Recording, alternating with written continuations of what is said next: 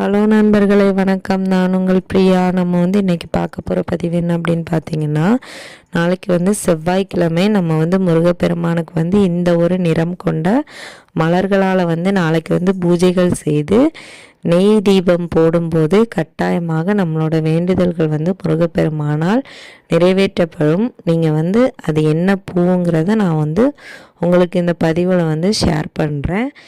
இந்த பதிவை பார்க்கக்கூடிய முருக பக்தர்களாக இருந்தீங்க அப்படின்னா ஓம் சரவணபவா போற்றிங்கிறத நம்மளோட கமெண்ட் பாக்ஸில் கமெண்டாக போஸ்ட் பண்ணுங்கள். அதே மாதிரி நம்மளோட சேனலை நீங்கள் இது வரைக்கும் சப்ஸ்கிரைப் பண்ணாமல் பார்த்துட்டு இருந்தீங்க அப்படின்னா மறக்காமல் சப்ஸ்கிரைப் பண்ணி சப்போர்ட் பண்ணுங்கள். நம்ம சேனல் க்ரோத் ஆகிறதுக்கு உங்கள் சப்போர்ட் ஹெல்ப்ஃபுல்லாக இருக்கும். அதுக்கப்புறமா இது போல் பயனுள்ள முருகர் சம்பந்தமான தகவல்களை நீங்கள் தொடர்ந்து பார்த்து தெரிந்து கொள்ள முடியும். அதனால் நம்ம சேனலை சப்ஸ்கிரைப் பண்ணி வச்சுக்கோங்க. இப்போ வாங்க நம்ம பதிவுக்குள்ளே போகலாம். நம்ம 6 செவ்வாய்க்கிழமைகள் தொடர்ந்து முருகப்பெருமானுக்கு பூஜைகள் செய்தோம் அப்படின்னா நம்மளோட வேண்டுதல்கள் கட்டாயமாக நிறைவேற்றப்படும். ஆனால் நம்மளால் தொடர்ந்து 6 செவ்வாய்க்கிழமை கண்டிப்பாக பூஜைகள் பண்ண முடியாது. நம்மளுக்கு நிறைய விதமான தடைகளும் தடங்கல்களும் கண்டிப்பாக வந்துட்டே தான் இருக்கும்.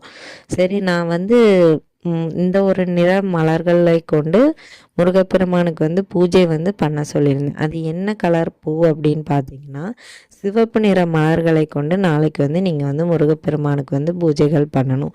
சிவப்பு நிற மலர்கள்னால் உங்களுக்கு தெரிஞ்சிருக்கும். சிவப்பு நிற ரோஜா, செவ்வரளி, அப்புறம் செம்பருத்தி பூ கூட நீங்கள் வச்சு நாளைக்கு பூஜைகள் பண்ணலாம். அதே மாதிரி முருகப்பெருமானுக்கு இந்த மலர்களால் நீங்கள் அலங்காரம் பண்ணிவிட்டு பூஜைகள் பண்ணுங்கள். சிலை வச்சுருக்கிறவங்களோ வேல் வச்சுருக்கிறவங்களோ நாளைக்கு கண்டிப்பாக அபிஷேகம் பண்ணணும். குங்குமத்தால் அபிஷேகம் பண்ணிடுங்க. அதுக்கப்புறமா நீங்கள் ஒரே ஒரு நெய் தீபம் ஏற்றலாம். இல்லை கோலம் போட்டு அந்த சர்க்கோண கோலம் போட்டு 6 வெற்றிலை தீபம் கூட ஏற்றலாம். இல்லை 6 அகல் தீபம் ஏற்றலாம். சர்க்கோண கோலத்திற்கு மேலே 6 அகல் தீபங்கள் நீங்கள் ஏற்றலாம். வெற்றிலை தீபம் ஏற்ற முடிந்தது அப்படின்னா மிகவும் சிறப்பு. ஸோ உங்களால் என்ன நெய்வேத்தியம் செய்து வைக்க முடியுமோ அதை நாளைக்கு செஞ்சு வச்சுருங்க. கண்டிப்பாக முருகப்பெருமானுக்கு தேன் தினை மாவு கிடைத்தது அப்படின்னா வைங்க. இல்லை தேன் மட்டும் கிடைத்தது அப்படின்னா வைங்க. முருகப்பெருமானுக்கு மிகவும் பிடித்தமான பிரசாதம் இது. இல்லை உங்களால் என்ன நெய்வேத்தியம் செய்து வைக்க முடியுமோ அதை வைங்க. அப்புறம் ஒரே ஒரு ரூபாய் நாணயம் மட்டும் காணிக்கையாக வைத்து நாளைக்கு நீங்கள் முருகப்பெருமானுக்கு உங்களோட வேண்டுதல்களை செய்து அப்புறம் உங்கள் பூஜைகளை நிறைவு பண்ணுங்கள். மறக்காமல் கந்த சஷ்டி கவசம் படிங்க.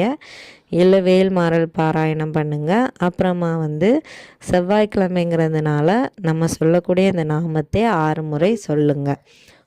என்ன நாமம் அப்படிங்கிறத நான் இப்போ உங்களுக்கு சொல்கிறேன். ஓம் ஐம் ரீம் வேல் காக்கங்கிறத நீங்கள் 6 முறை சொல்லுங்கள். கட்டாயமாக உங்கள் வேண்டுதல்கள் நிறைவேற்றப்படும்.